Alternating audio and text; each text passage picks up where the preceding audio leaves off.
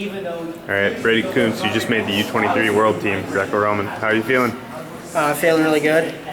Worked really hard for this ever since Final X. I know my hard work's paying off. Got to thank my dad, even though I don't like all the times that he's put me through. It's always helped me. Dennis Hall, back home in Wisconsin, has been my club coach since I was like 9, and probably the best Greco wrestler in the United States right now when it comes to coaching. So big thanks to him. And Agassi Manukian, rest his soul. He used to live in my town. Used to help my brother and I a lot growing up. We made so much progress working with him. And I gotta thank the Ohio RTC. I know it's not much of a Greco program yet, but they've always been helping my brother and I out when it comes to any tournaments we need to be at.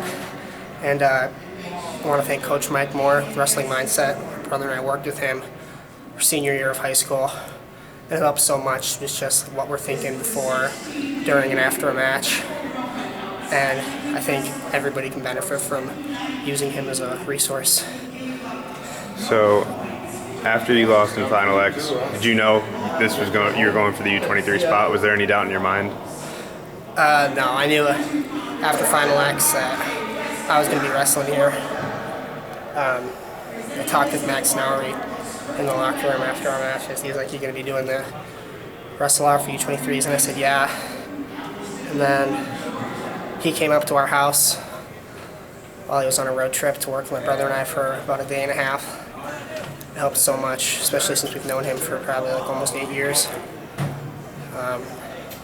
He's a great partner, great guy. It was awesome to be able to work with him. So, I know you would have wanted to win Final X and get the senior world team spot, but at the same time, at a very young age, you are number 2 on the senior national ladder. Do you ever think about that and think about what an achievement that is? Yeah, I've thought about that a couple times and how just kind of amazed at how far I've come. Because I used to be pretty bad at wrestling, and I just kept working hard. I loved it no matter how much I got my butt kicked. And it just shows to any kids out there that maybe aren't enjoying it or aren't think it's for them. You just gotta keep working hard, and it's gonna pay off at some point. Sometimes it can be kind of tough, when the momentum swings in the other guy's favor. I think a lot of times we see the guy that wins match 2 wins match 3 because he's kind of on a roll. What happened after match 2, and what did that, refocusing process look like for you? Well, obviously it didn't go my way. And honestly, I was pretty mad, mostly at myself for just getting caught in those arm swings at the beginning. I knew I shouldn't have been reaching. But after the match, I was just focusing, okay, here's what I gotta do. Here's what I gotta drill with my brother before my next match. And between the matches, I was just thinking about my game plan. I wasn't trying to plan out what I was gonna do, but I was planning out my attack, what I was going to do to try to get him out of position. I wasn't trying to plan any moves because it's not a good way to wrestle, because then you're just going to start waiting for that opportunity instead of trying to get the guy out of position and setting it up for yourself. Your parterre looked pretty great. You got some turns out of it. Can you talk a little bit about that? I think it helps having a twin brother who's maybe a little bit bigger than me right now. And he's also really good at Greco, so we're always working with each other almost every day.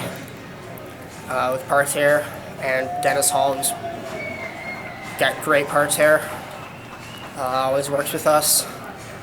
And Agassi Manukian and Max Nowery. Between the 3 of them, Dylan and I just made so much progress in parterre, and what to do with every little movement, how to defend it. So since you're the number 2 guy in the country, do you feel like there's a bit of a target on your back now? Yeah. I knew that after the trials in Raleigh that I was never going to be the underdog again, because I went in as a 7 seed. Now it's just, because everybody's always chasing the guy at the top or the guy in second, so I know now I just got to work that much harder. So going into college, was Greco your aspiration, or were you just going to wrestle all 3 styles and see what happened? Well, through high school, my brother and I always did both styles here. But after we went to Ohio State, we were like, yeah, we're not doing freestyle anymore. We're just going to do Greco in the off season because that's what we're better at. So the RTC supported us, coaches all supported us. Our friend Fritz Scherl, who we went to high school with, and he's also at Ohio State wrestling, he's also a big Greco guy. So I think we're starting to build something big at Ohio State. So typically Greco guys, they might not go to a big D1 school. They might do the Northern Michigan route, or they might try to go out to USOC. Why was it Ohio State for you guys, and how did you make it conducive to training Greco? Well, my brother and I, senior year of high school, our friend Fritz Scherl, who's a year older than us, was at Ohio State for his freshman year. And we talked with him, and he said he really liked it. And my brother and I took a visit. We loved the team, we loved the coaches, we loved the culture of how people can joke around before practice in the locker room, whatever, but as soon as people walk into the wrestling room, they're all business and they're just focused on getting better.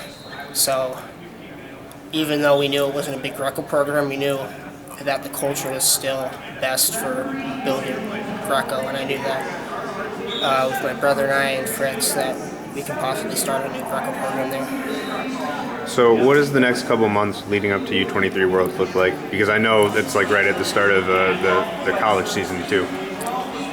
Thankfully the coaches and the RTC is really supportive, so from now on it's just going to be me and Dylan either working by ourselves in the corner at Ohio State, or we're going to be home in Wisconsin working with Dennis Hall, and hopefully we can get Dennis out to Ohio State more to work with the team, not just for Greco but for hand fighting, because he's a genius at that too. All right, anything else? I think that's it. All right, congratulations. Thank you.